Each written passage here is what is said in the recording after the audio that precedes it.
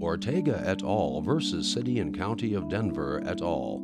Siddhartha Rathod, Qusair Mohammed Bai, and Aresh Jahanian of Rathod Mohammed Bai LLC.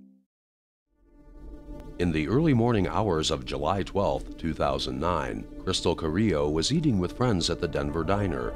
She went to use the restroom and was attacked by someone she did not know.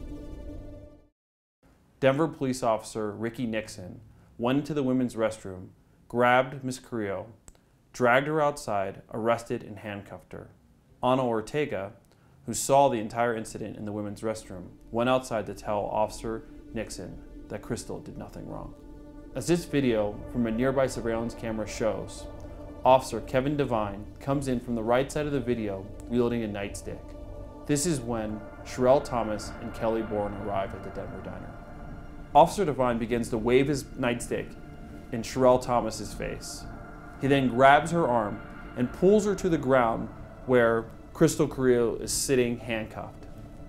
Officer Nixon then maces Ortega inches from her face and then attempts to mace the group of women entering the Denver diner restaurant. The brutality of the officers continues moments later.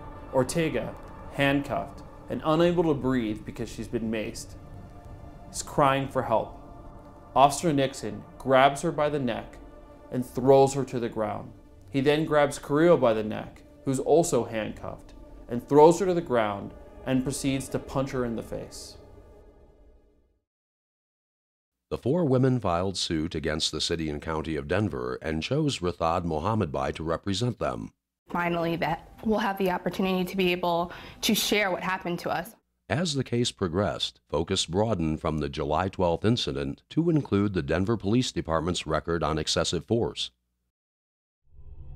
Through testimony of several high-ranking Denver officials, we showed an ingrained culture of police brutality and lax discipline. 40 members of the community testified as to their experiences with police brutality, which were quickly covered up or decided in favor of police officers.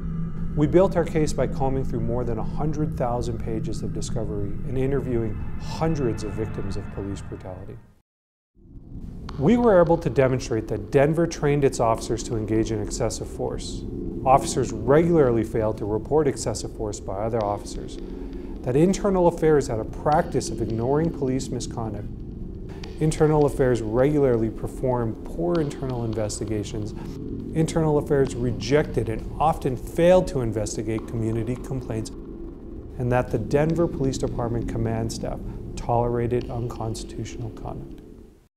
Despite the fact that the four women only had scrapes and bruises as physical injuries, the City and County of Denver agreed to pay $360,000 to settle the case.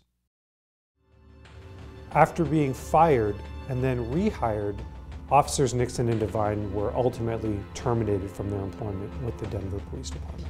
The Denver diner case has forced Denver to re-examine its excessive force problem and to start to make changes to address it. We were able to demonstrate a link between a cultural failure to discipline officers and excessive force on the streets of Denver. This case has demonstrated the power of individual citizens to hold their government accountable to the Constitution.